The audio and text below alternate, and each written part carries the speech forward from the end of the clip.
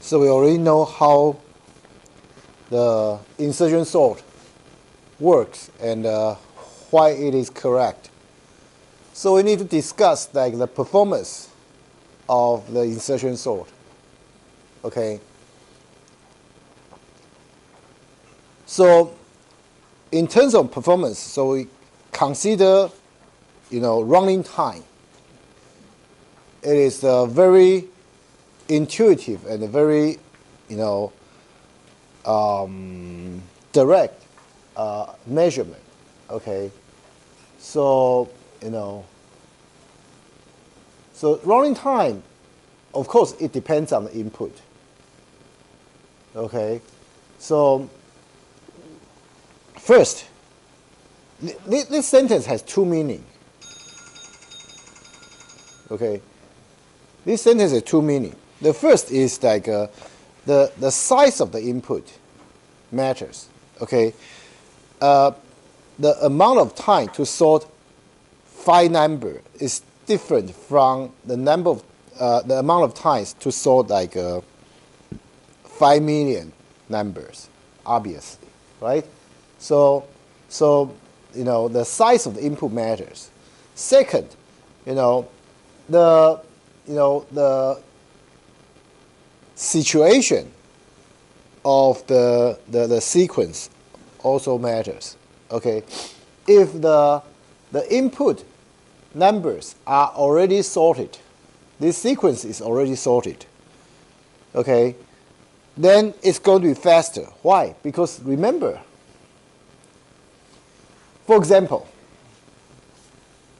in this sequence, you can see that when we consider 9, okay, remember, when this 3 number has been sorted, when we consider 9, because 9 is greater than 8, so we immediately can determine 9 is already at the right place, right? So it requires only one comparison, and we don't even need to make any swap, because 9 is already at the right place, right? So the same idea can be carried out if the whole sequence has already been sorted. Basically, like for each number, you just do one comparison, and oh, this number is at the right place, or this number is at the right place, and so on. Okay. So if you have n numbers, just n comparisons, the job is done. Right? The job is done. So it's very, very quick. Okay. However, if the situation is not like that, for example, let's consider this situation. Okay, when the previous 4 number has been sorted, okay, now you want to insert a 3. Obviously, this 3 is smaller than 9, smaller than 8, smaller than 4. So you have to move 9, 8, 4, 1 position to the right, and in order to clear a space for 3 to be inserted. So you need how many? You need 1, 2, 3, 4, because you also need to compare 3 with 2 in order to make sure, okay, 3 is greater than 2, so you should stop there. So basically, like you need 4 comparison, and you need to move this 3 number 1 position to the right, and then copy 3 to here. So you need to move 4 numbers total. So 4 comparison, 4 movement, okay, 4 copy. Okay, so this could be even worse. I mean, if you need to move all these 4 numbers, and then you copy 3 to the first place, that's the worst case, obviously. So you can see that if the array is unsorted, I mean, if there's like a certain what should I say, like a certain order, okay, of the input, okay, this worst case could happen, right? Actually, let me give you a hint, okay?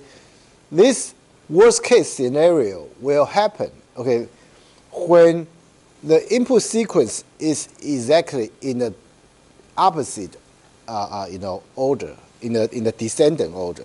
Remember, we want to make the sequence in ascending order. 我们希望排是排从小到大嘛。So if your input happen to be descending order, 从最大的到最小 then this worst case happens, and it takes a long time for you to finish this insertion sort. So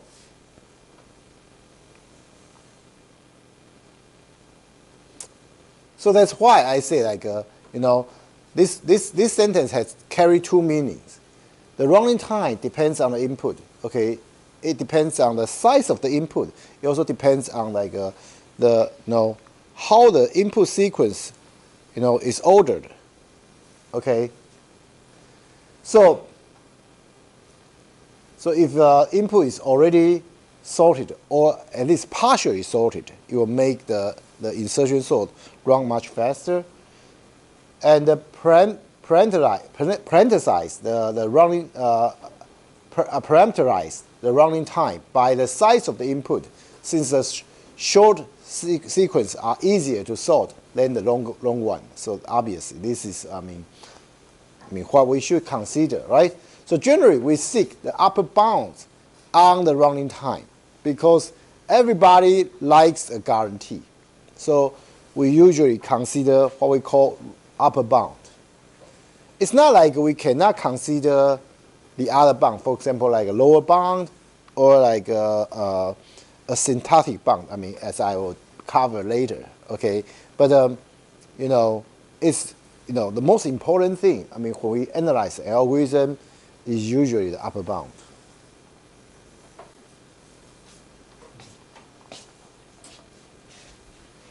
So in performance analysis or time running time analysis, we will consider two cases usually. Okay, the worst case and average case. We usually do not consider best case. Okay, because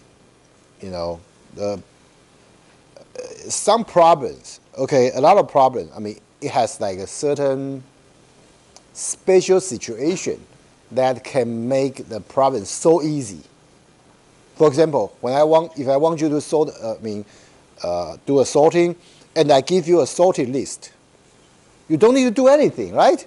You don't need to do anything. For example, like the insertion sort can run, as I say, if you have n numbers, okay, if it's already sorted, because each number takes one comparison only, right?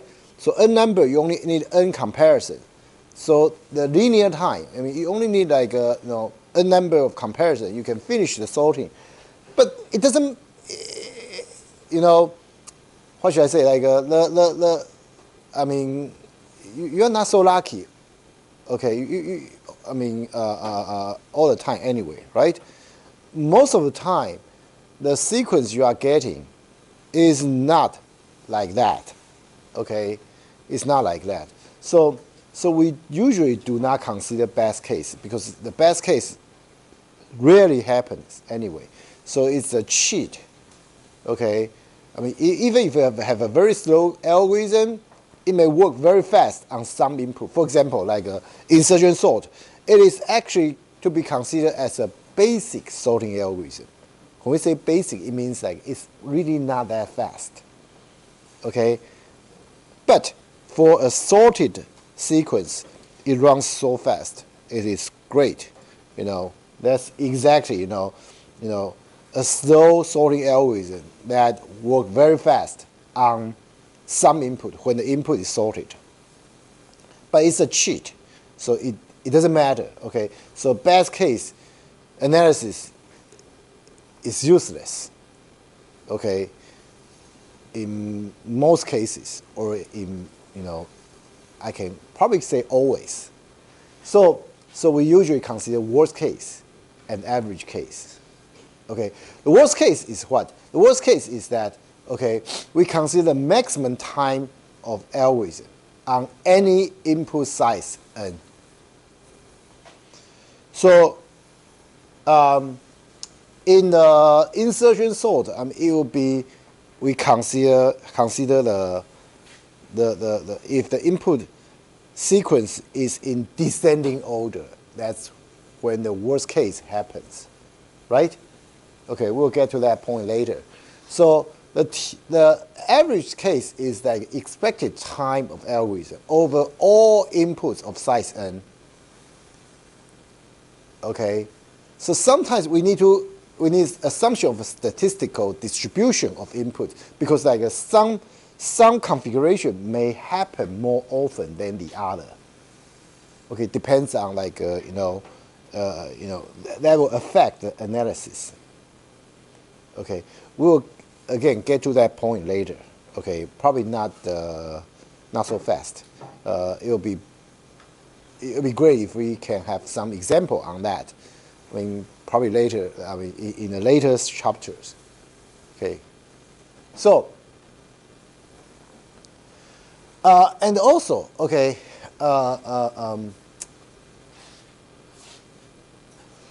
When we consider the real time, the time, okay, the time that eclipsed, okay, from the beginning of the execution of the algorithm to the finish of the algorithm, well, I mean, it's usually it's not that useful.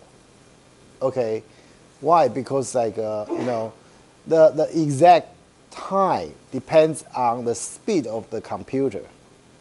So when you say, okay, my algorithm, this algorithm works, runs at, only for 2 seconds on your computer. But if I use the same algorithm, I use the same program, I run it on my computer, it may be slower. It may takes 1 minute because I'm poor. My computer is just CPU is much older, right? So if you use the real time, it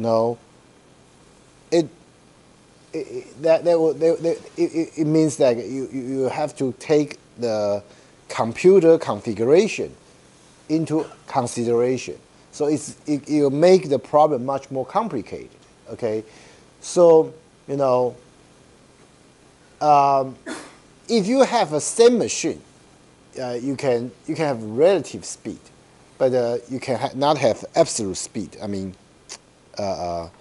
because like on this computer, algorithm A runs slower than algorithm B. Okay, but what should I say? Like algorithm A runs on my computer. Okay, I mean. And what should I say? Like, if I run my algorithm B on my computer and algorithm A on your computer, as I said, your computer may be faster, so we don't know which one is faster.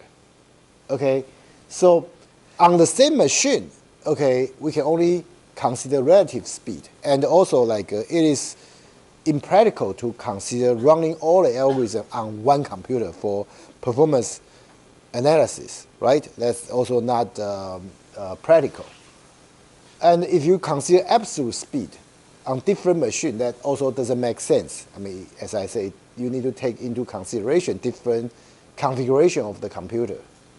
Okay, so the idea, okay, for the algorithm, okay, analysis is to ignore machine-dependent constants.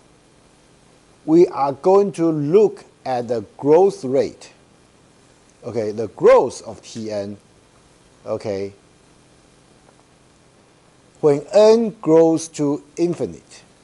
Okay, so we usually consider what we call like a asymptotic analysis. Asymptotic analysis. This is usually what we consider. The growth rate. So what is that? So we have some mathematics here. Okay. This is a theta notation. Okay, theta of g of n. Okay, is you see this is like a set notation, right? So this actually means like a group of functions, not just one function. Okay, so this f of n, okay, there could be many choices of f of n. Okay, there could be many choices of f of n, but I mean, this f of n has to satisfy this requirement. Okay, there exists a positive constant c1, c2, and the n0 such that 0 small greater or equal to c1 times g of n, small equal to f of n, small equal to c2 times g of n. So fn is bounded by gn. Okay, you can use gn as lower bound and upper bound for f of n. Okay, when you multiply g of n with some constant c1 and c2 for all n greater than or equal to n0. Okay, so we call this thing as a asymptotic bound. Okay, asymptotic bound, or like a theta notation. Okay, so that's like a mathematical definition. So if you are in math department, you will use like some math tools. Okay, just like the discussion that because this is like obviously like you see this description. This is very similar to like a limit. Okay, f of n like n. Approximates certain something, or like a differentiation definition. Remember when in the first year calculus, okay, they teach you like the definition of a differentiation, and you learn that definition. I'm not sure like they are going to teach you like you find the epsilon and the theta, right? Okay, to satisfy those like requirement. So this description is very similar to that. Okay, so mathematical. You can do the exactly same thing. Okay, for this theta notation stuff. Okay, but fortunately, we are not in math department. Okay, we are not in math department. So since we are not in math department, so we are in the engineering department. So we just when you see g of n, okay, f of n to be like this. If you see f of n like this, you just drop the low order terms, ignore leading constant. Okay, so you see 3n cubed plus 90n squared minus 5n plus 6 was 64/46. Okay, you just ignore the lower term. You ignore the 60/40s, ignore the negative 5n, ignore the 90n squared. So you just leave the highest order and ignore the leading constant. So just theta n cubed. That's it. Okay. Of course, there are some math associated with that, but you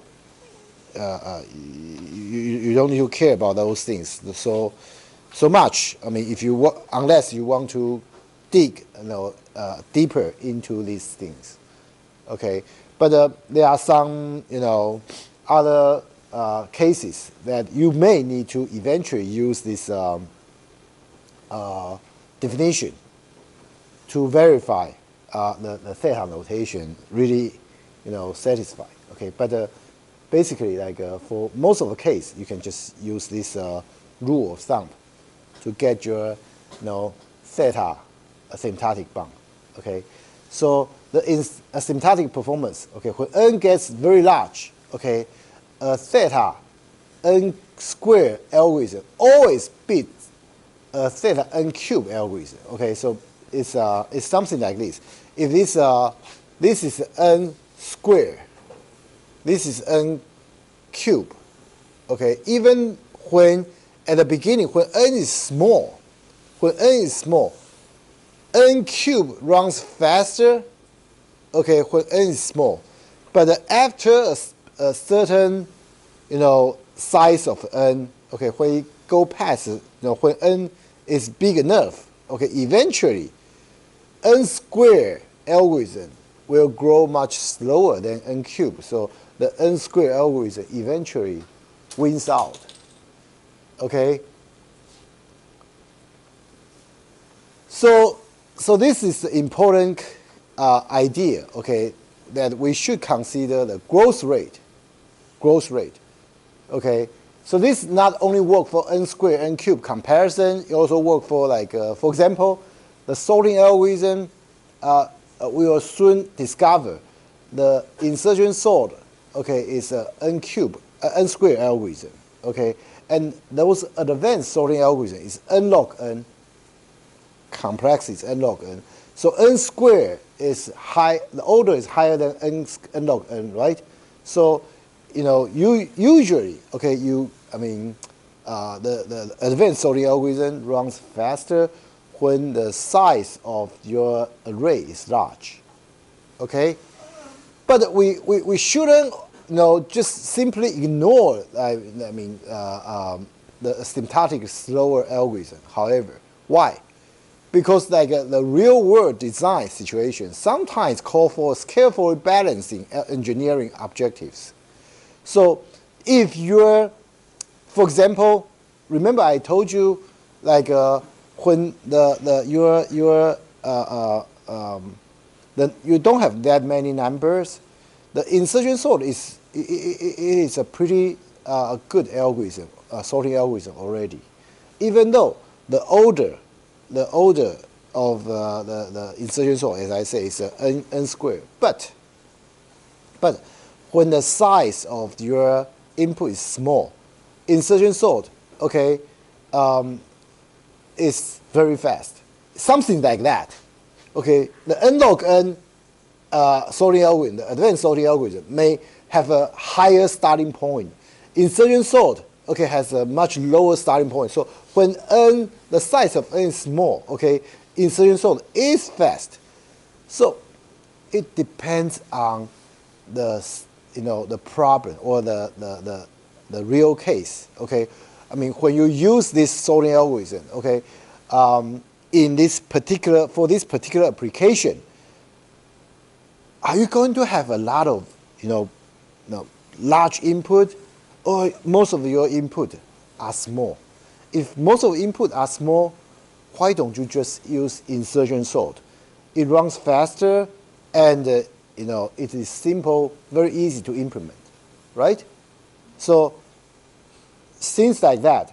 I'm not saying asymptotic performance is not important. I'm just saying, okay, you need to balance.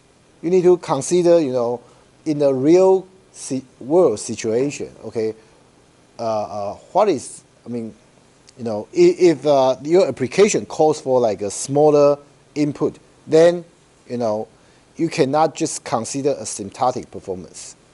But in general, if you do not know the input size beforehand, then obviously you should use a asymptotically faster algorithm. Okay.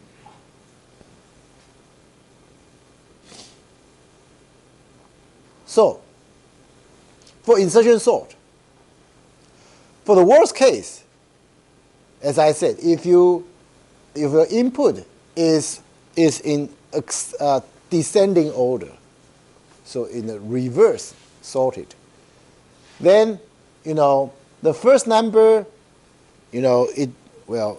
one number is still sorted, but second number, when second number comes in, you need to do a swap. The third number comes in, you need to move two numbers, and so on. So basically, it's it's a linear.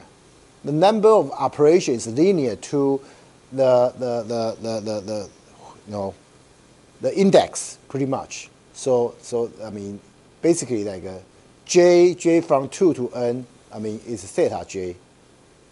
Okay, so basically it's kind of just like 1 plus 2 plus 3 plus 4 blah blah blah plus n, something like that. So like for this case, it's going to be theta n squared, right?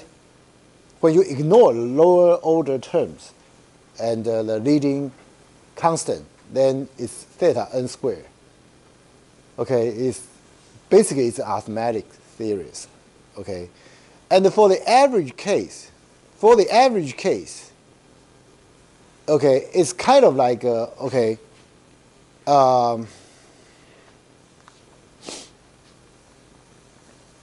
The average case is kind of like okay, if you have a number, j number ahead of you, I mean, on average, you only need to move half of that. Okay, because the best case is you don't need to move anything. The worst case is you need to move everything, right? But so the average case is you move half of that. Okay, so it's going to be something like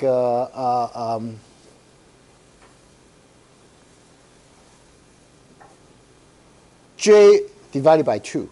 So j start from 2 to n. But this series, when you solve it, it's still like n squared. Okay, it's just like the order is the same, but it's just like some constants are much much smaller. Okay, so that's that. Okay, for the sorting algorithm, okay, insertion sort a fast sorting algorithm, so moderately so for small n, as I said. Okay, but for large n, it is not. Okay. Oops. So there's another sorting algorithm out there called merge sort. This is one of the advanced sorting algorithms. So what is the merge sort? The merge sort, the concept is like this. Okay.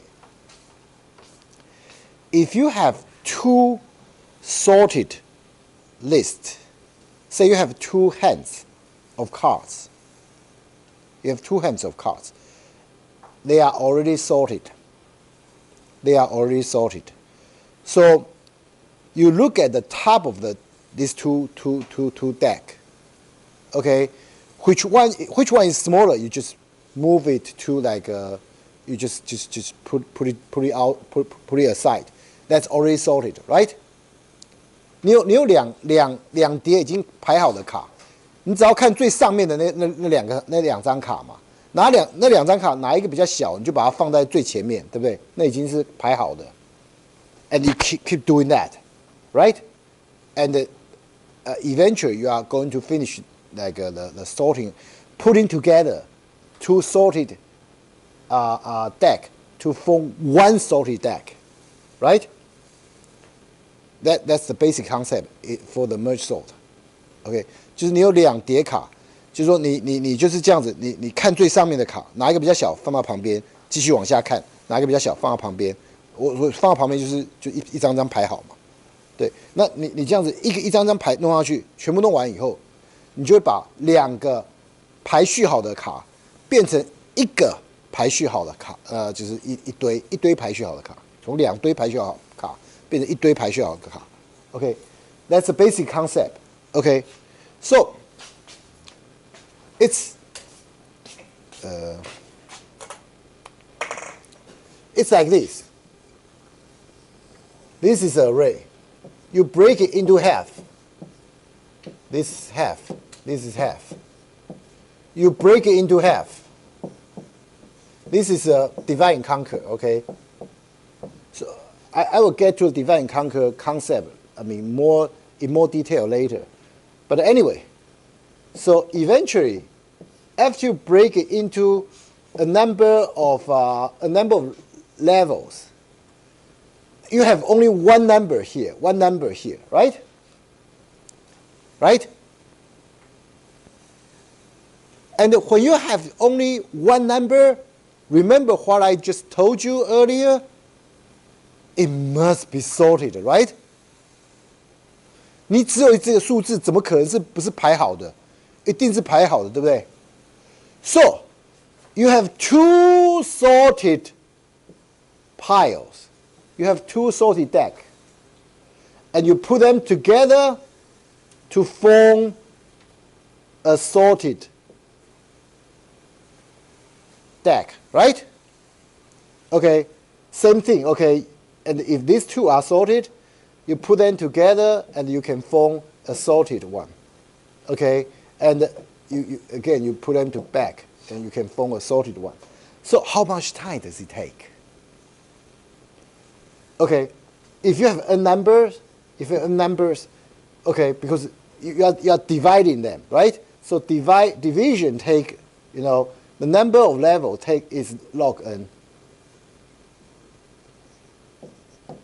Okay, down to this 1, 1. Okay, the number of layers is about log n, and this merge.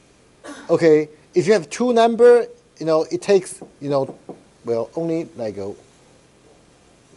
two operation pretty much, and here it takes 4 operations. This is 2, this is 4, this is like and so on. So you can see that it is pretty much linear to the number of the total number of the cards that you want to sort, you want to put together. Okay, so here is 2. Here is the total number is 4, so you have 4. Here is is 8 pretty much, and so on. So this is like so this is 2. This is 2, right? This is 2. So all this together in this layer is n. This layer together is n, and so on. So you can see this layer is n, right? This layer is n, this layer. So each layer is n. So how many layers do you have? Log n, right? So the number of operation is n log n. Okay? So it's a recursive sort. Half of the card. So eventually, once you have these two halves that are sorted, you merge them. Okay. So key subroutine is the merge. So the merge subroutine. So in reality, it's like 2 and 1. You put them together. It's what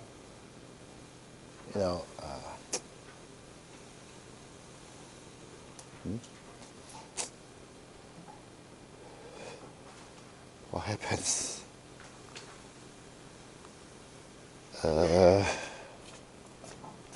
It doesn't work. Okay, you put 1 ahead of 2, so it becomes like this. And then, okay,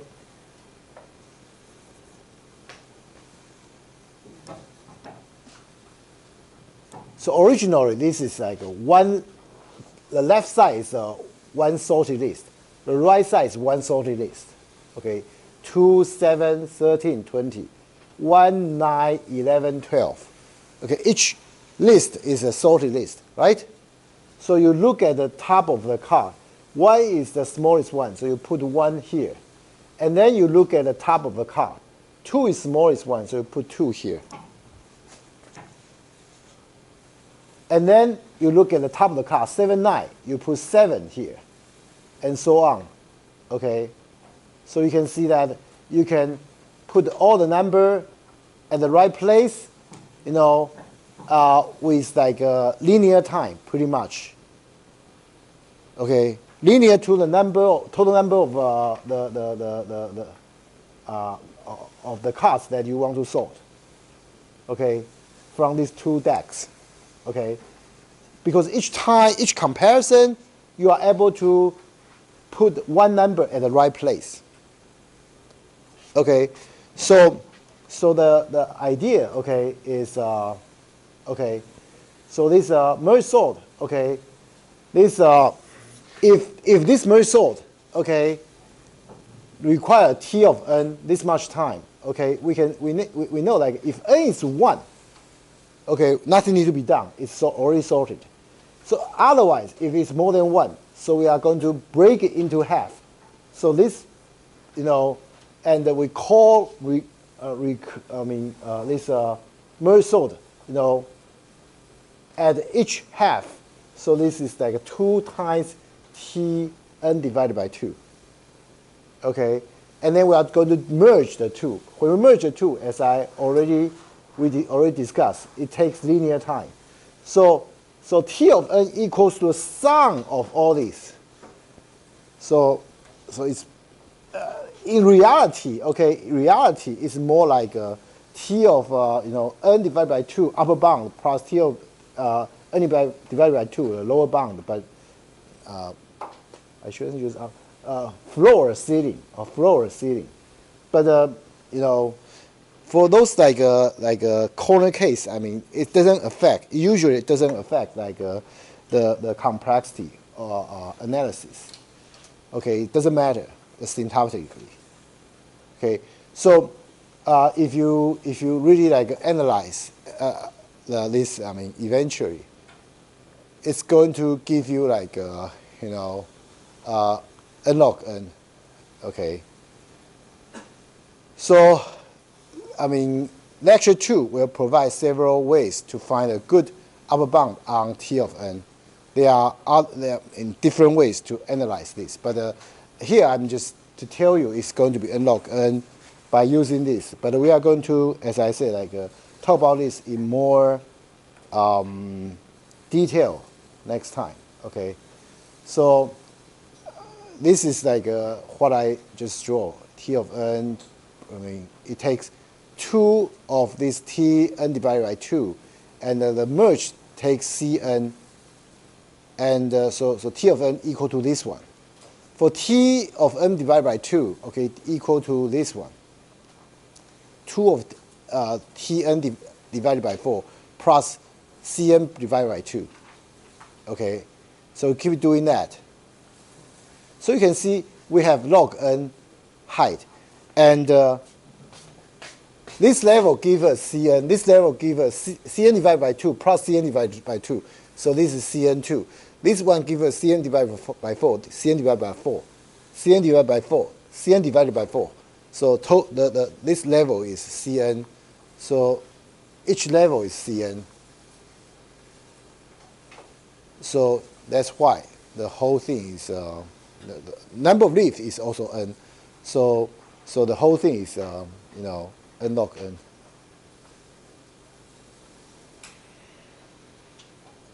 Okay. So conclusion. Okay, we know theta n log n grows much slower than theta n squared. Okay, so merge sort asymptotically beats the insertion sort in the worst case. So in practice, okay, merge sort beats insertion sort when n greater than 30. So this also tell you, okay, I mean, as I said, merge sort is one of the advanced sorting algorithms, so it runs faster asymptotically. But when the number, you don't have so many numbers, when the size of the input is smaller than 30, it may be just good enough to use insertion sort, because insertion sort actually is faster than merge sort when n is smaller than 30. So you can test this by yourself, and here comes like the part that I want you to write some program to test it out. Okay, but for the first week, I think I will give you the homework next week. Okay, this week I think I will give you a break. Okay, you start having the homework next week. Okay, so that's about it for this for today. Any question?